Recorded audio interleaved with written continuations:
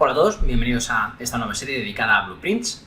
Vamos a iniciar, como digo, con este primer vídeo desde lo más básico de Blueprints. Intentaremos llegar a lo más alto que se pueda.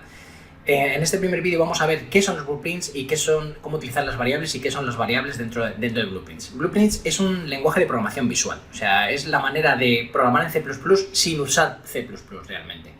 No tenemos ninguna necesidad de usar C++ usando estos Blueprints. Sí que es verdad que hay ciertas partes que lo suyo es que estén implementadas en C++, sobre todo aquellas que manejan la parte de carga más lógica y parte más de carga matemática, como si dijésemos, y lógica, deberían ir en C++, sobre todo en juegos multijugador.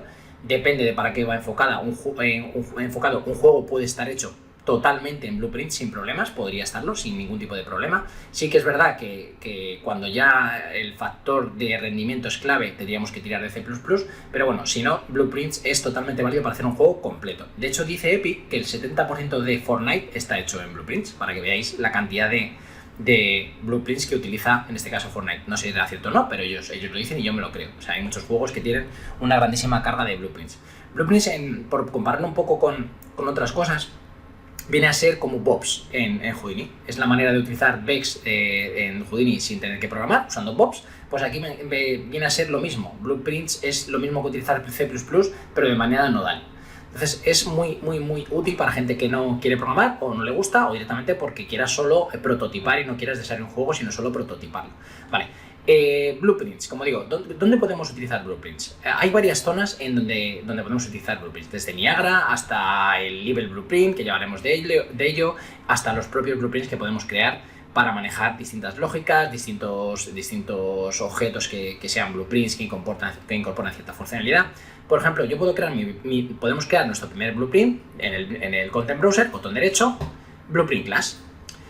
Se me despliega este panel. Esto es el tipo de Blueprint que queremos crear. Realmente es un sistema de jerarquía. Al fin y al cabo, al ser una programación orientada a objetos, aunque sea de manera visual, todo se basa en jerarquías. Cuando hablamos de un actor, voy a abrir el Epic Pen. Cuando hablamos de un actor, realmente estamos hablando del padre de todos estos que vienen, no de todos, pero sí de algunos de los que vienen abajo. ¿Qué es un actor? Realmente, cuando hablamos de un Blueprint de tipo actor, este actor lo único que quiere decir, es que es en este caso un asset. Cuando tenemos por ejemplo aquí un blueprint o una textura o un material, lo que sea, son conocidos como assets. Todo aquello que está, hay que diferenciar muy bien. Incluso cuando programamos en Python dentro de un Real, diferenciar entre assets y actors, ¿vale? Cuando nosotros cogemos de aquí, por ejemplo, una static mesh, un asset es una static mesh, ¿vale? Y esa static mesh la volcamos al mundo, la tiramos al mundo, deja de ser un asset para convertirse en un actor. Esto ya sería un actor. Entonces, un blueprint de tipo actor realmente es cualquier asset que puede ser ubicado en el mundo, que tiene unas propiedades en este caso, de localización, de transformación en el mundo, ¿de acuerdo? Es algo que puede volcarse al mundo y que tiene esas propiedades de poder estar ubicado en el mundo. Ya está. O sea, realmente, fijaos, si nos ceñimos a la definición, un actor es un objeto que puede ser colocado en el mundo, spawneado en el mundo. Ya está. Eso es un actor. Luego tenemos un pawn. ¿Qué es un pawn realmente? Realmente el pawn es un tipo de actor, porque también puede ser localizado, puesto en el mundo, pero tiene otras cualidades, tiene otras propiedades y funciones, por ejemplo, que puede ser poseído o recibir un input del controlador. Es decir, sigue siendo un actor, pero con otras cualidades. Hereda todo lo que tiene actor, pero incorpora ciertas funcionalidades como el poder ser poseído. Pues el poseído realmente puede ser manejado por un controlador, es decir, que yo le dé la tecla A del teclado y reciba ese input. Luego tenemos el character.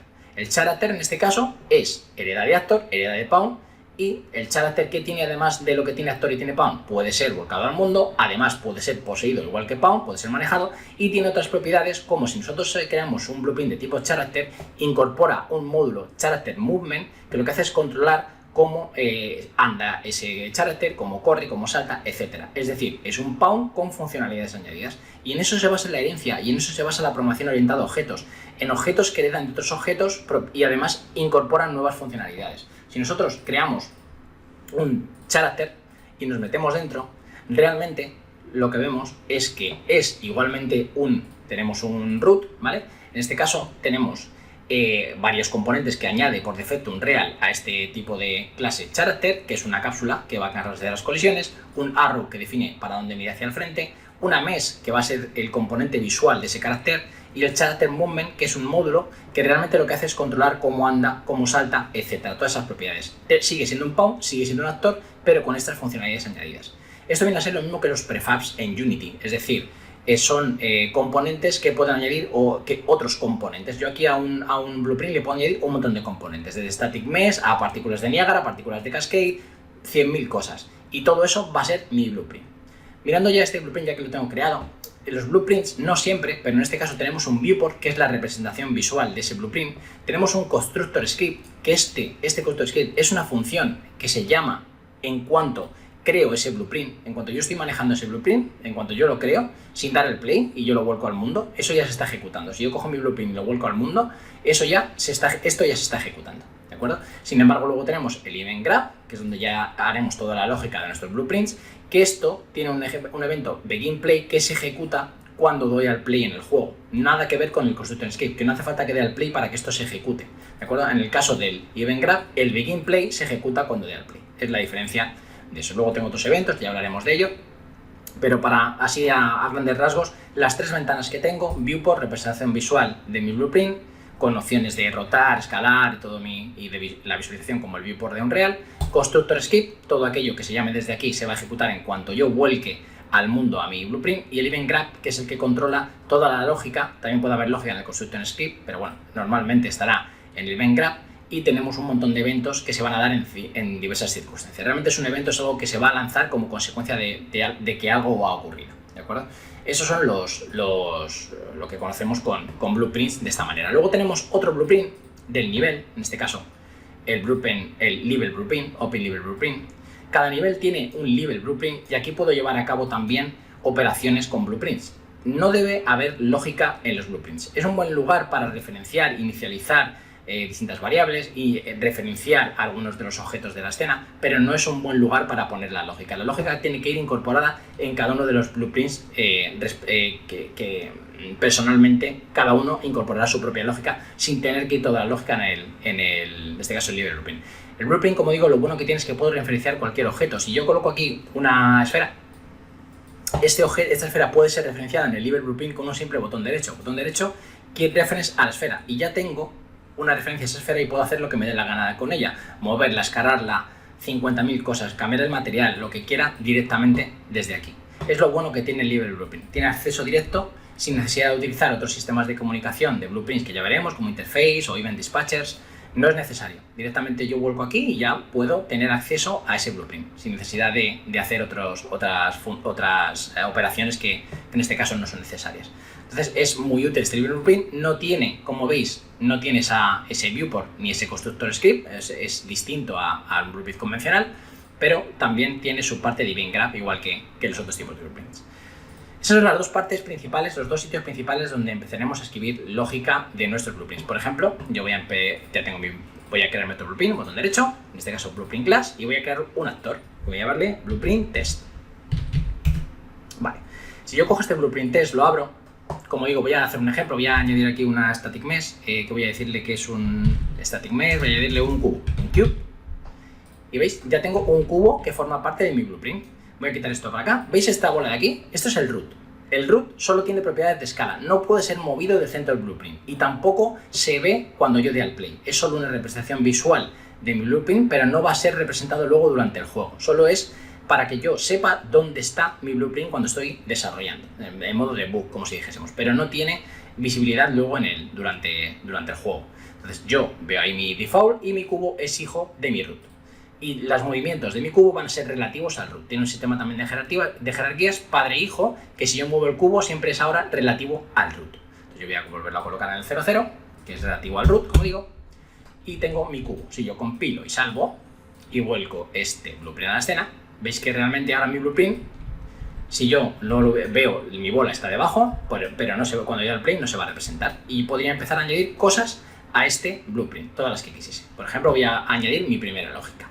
Si yo en mi blueprint test me voy al event grab y le digo aquí event begin play, cuando empiece el juego me imprimes, este print string lo vamos a utilizar hasta la saciedad para debuguear, me impides hello.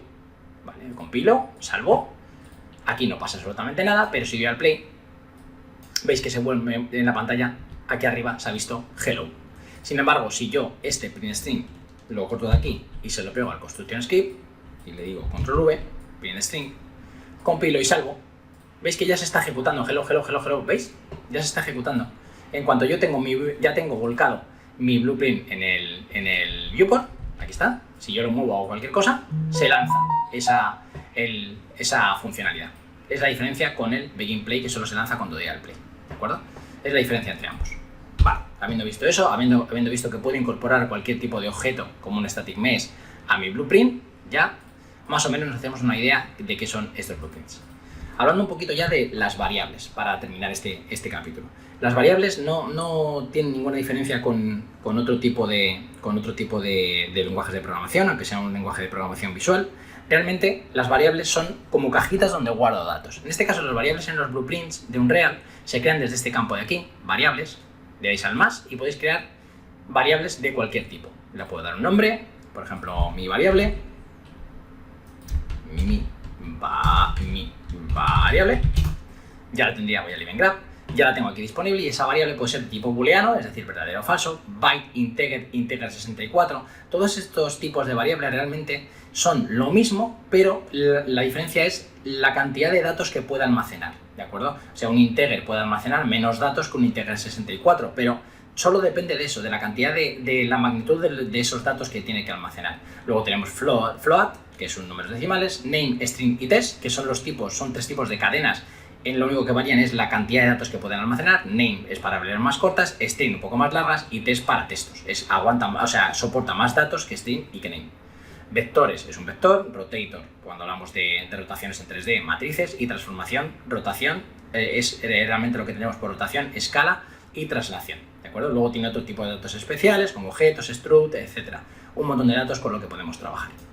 Cositas con variables. Entonces, una variable, cuando nosotros tenemos en este caso dentro de un actor, de un blueprint, una variable, mi variable, por ejemplo, tiene una opción de, vamos a ver lo más importante, no todo, una opción de visibilidad. Esta variable puede ser visible, ¿de acuerdo? Si yo la doy, le doy el ojito, se me activa esta opción, Instance Editable.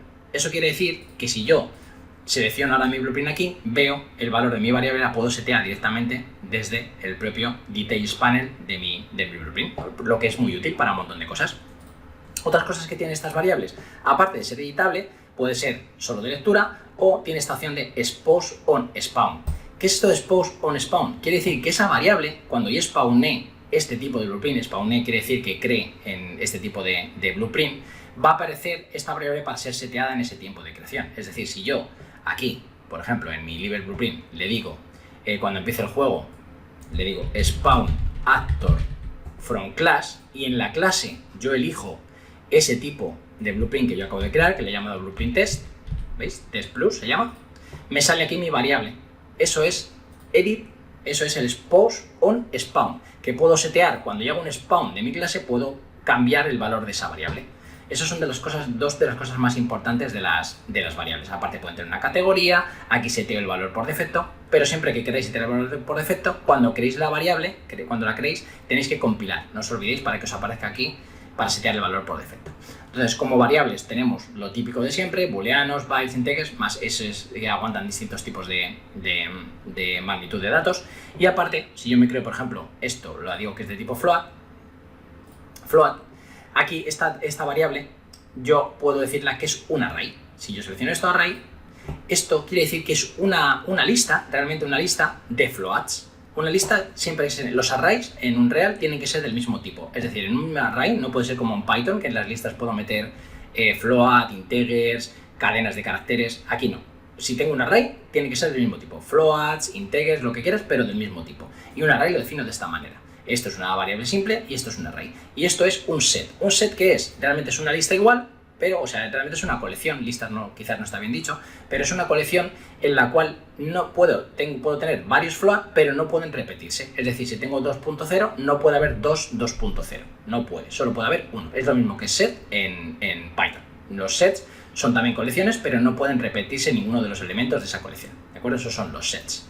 Eso es lo más importante. Luego hay otro tipo de más, pero se utiliza bastante menos y no merece la pena ni señalarlo. Entonces, eso es la creación de variables, como digo, desde aquí. Tipos de variables lo podemos setear desde aquí, si es un array desde aquí y el nombre desde aquí. Aparte del instance editable y el expose on spawn. Por último, para setear una variable desde nuestro event graph, arrastro la variable y le digo, tengo get o set. Set setea el valor de la variable y si la arrastro y digo get, coge el valor de la variable. Esas son las dos maneras que tengo de tratar esas variables, get, getter o setters. Esto es típico de cualquier lenguaje de programación. En Python, cuando trabajamos en Maya con Python, tenemos getters y setters también, get attribute y set attribute, pues esto es lo mismo. Arrastramos y tenemos get y set. Eso es lo más importante en cuanto a variables, no merece la pena detenerse mucho más. En el siguiente capítulo ya hablaremos de lo que son los arrays y ya hablaremos de las operaciones que podemos realizar con arrays. Con esto tenemos esta pequeña introducción a Blueprints, ¿de acuerdo? Tenemos otros sitios, ya por mencionarlo. Si yo creo aquí fx un Niagara System, me meto dentro de ese Niagara System, lo pongo yo empty, finish, puedo crear mi propio módulo dentro del Niagara System, por ejemplo aquí, le digo new, scratchpad module, me meto dentro y aquí es como si utilizásemos también Blueprints. Dentro de esto podríamos añadir set, add, un montón de cosas para poder jugar también como esa interfaz típica de Blueprints dentro de Niagara. ¿Vale? Con esto ya hemos dado una vueltaza inicial a qué son los Blueprints, variables, etcétera. Y en el siguiente capítulo, como digo, nos metemos con arrays. Muchas gracias, hasta luego.